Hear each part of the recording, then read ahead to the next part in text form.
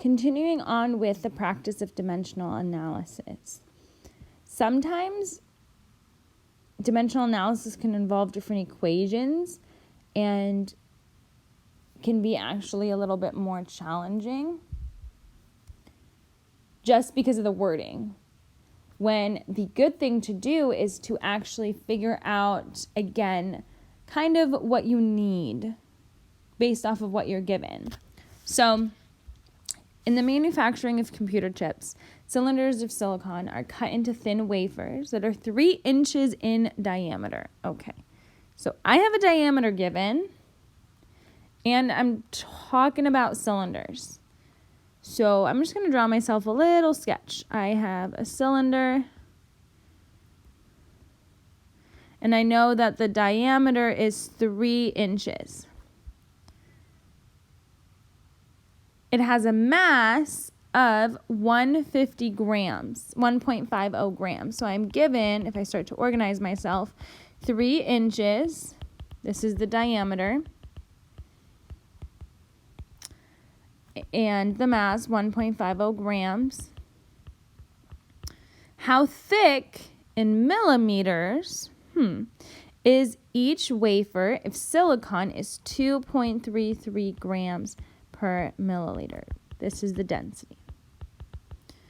Okay, the volume of a cylinder is volume is equal to pi r squared times height. Okay, so I want to know how thick the silicon wafer is, that's a cylinder shape, in millimeters. Okay, so let's see what I know. First, let's write what I want. How thick in millimeters, that's your unit. So what do I know? I know that a diameter is half a radius. So that means that 1/2 times 3 inches is 1.5, and that gives me radius. That's something that I know. Okay. I want centimeters. I want millimeters. I have milliliters and grams. Okay, so let me look at this equation that I'm given. I wonder if I have to use it. So I know what pi is, always 3.14. I know r, radius. Then I have volume and height, and I'm looking for which one I need to solve for. Well, I see here that I have mass and density, and I can use that to get milliliters so I can find volume. Oh, okay, so that means that I know volume, so this, the height, is what I'm solving for. Alrighty. Well, I'm going to need everything to be in the same unit, but I'm going to first start with finding the volume. So then I take my 1.50 grams times 2.33 grams per milliliter. Wait, that doesn't make any sense because then you're going to get grams squared over milliliters. So scratch that. 1 milliliter over 2.33 grams. And that comes out to be 0.6437.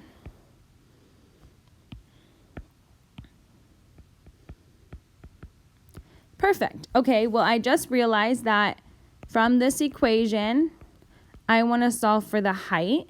So then you take and divide both sides by what you're trying to move over. Pi r squared cancel. And you'll see that the height is equal to volume divided by pi r squared. Then you plug in your numbers. So you have your 0.6437 milliliters and your pi times your r squared, 1.5 inches squared. This looks weird. Can I do this math if I have milliliters and inch? They're not the same unit. So what I need to do before I plug it in is make sure that my units are converted correctly. So I'm going to scratch all that away and convert my units. Boom, boom, boom. Alrighty. So what else do I know? I remember and I see here, okay, so there's 2.54 centimeters in 1 inch. So I can take this 1.5 inch radius and multiply it by that conversion factor. So times 2.54 centimeters over 1 inch. And you'll see, all right, inch cancels. You're left with centimeters, which is 3.81. All right. I also remember that 1 centimeter cubed is equal to 1 milliliter. So that means for my volume unit, I can take that and it's going to be exactly the same number in centimeters cubed.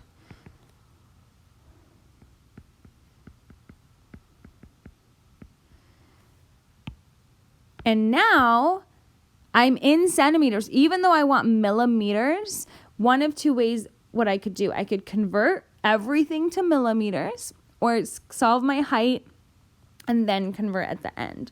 So I see, alrighty, well, if I go back to my equation, volume is equal to pi r squared times height. Divide both sides by pi r squared, since you want height by itself.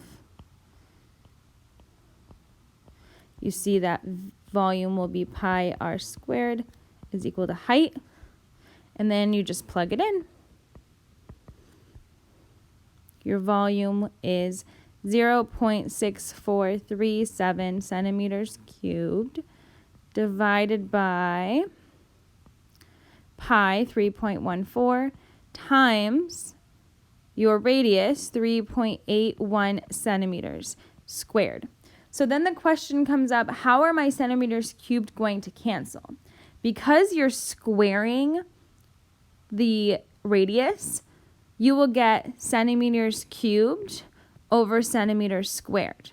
The rules for exponents is when you're dividing the exponent of the same base unit, you just subtract. So you're left with centimeter to the 1. So you will be just left with 1 centimeter. If you do this math, you plug it into your calculator, you will get 0.0141 centimeter. Woo! Now you have one more step because you want millimeters. So then, all right, how many millimeters were in a centimeter? Right, 10 millimeters in 1 centimeter. It's also written, not up here, but that's one of the ones that I can look up in my prefix chart. So then times 10 millimeters over 1 centimeter will give me my answer of 0.141 millimeters. Check for significant figures. I have 3. So I want my answer to be 3, which it is, and that's it. This was a challenging problem because of the fact that not only was it wordy and there were multiple units given, but what it wanted wasn't as clear. That was the tricky part. Even at first, just reading what's thick in a cylinder. The height, I wasn't so sure about that. So the way to go about it is to see at the units that you're given, and if you see that some cancel and you have an equation, well, what in that equation do you absolutely not have, and that's what you're trying to go for. And then just picking it apart to get there.